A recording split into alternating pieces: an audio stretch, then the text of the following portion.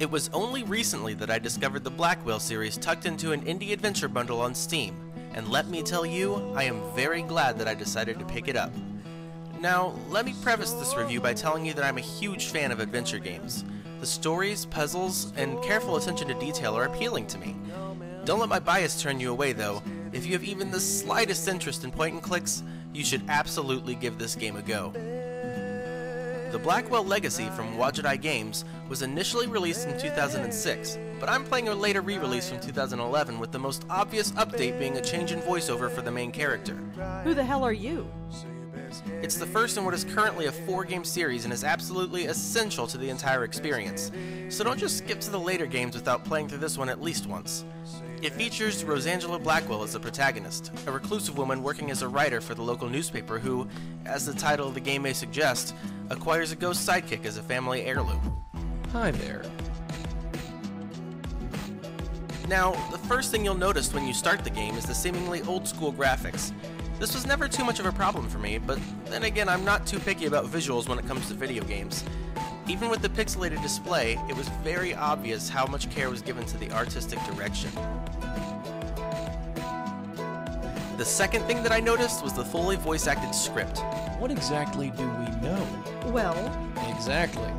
That'll get us far. We gotta get back in there and search for more clues. While it's often taken for granted these days, it's nice to see an indie adventure game, which is text-heavy as a genre, going to such lengths. That doesn't mean that it's without issues, though. The re-release of the Blackwell Legacy fixes a few of the voiceover problems, primarily including the voice actress for Rosangela from the later games, but her well-spoken lines are a stark contrast to the much lower quality of the rest of the cast. That's not to say that the actors were bad, but that the hardware was not up to snuff. Many times I was annoyed by hearing breathing into the microphone. A pop filter is just a few bucks.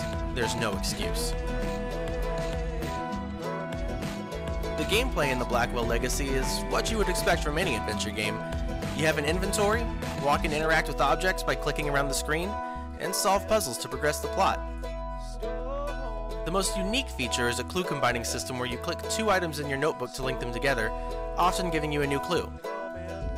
there is obviously a connection between the deacon and these girls, but what?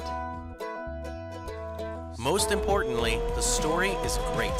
It deals with very serious issues, including spirits, the afterlife, and suicide. There is still an element of humor injected into the experience, but none of it pulls you away from the world that it is built for you.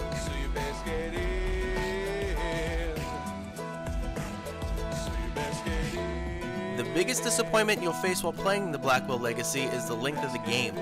During my first playthrough, without any guides or hints, took me only 2.5 hours.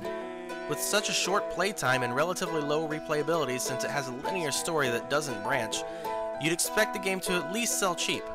Thankfully, it does.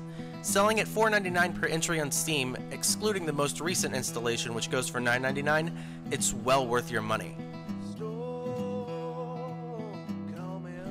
The Blackwell Legacy is far from perfect, but it was an experience I'm not likely to soon forget. Its awesome story and well-developed characters for such a short game make this one worthy of a 7.5 out of 10. Thank God that's over. Over? What do you mean?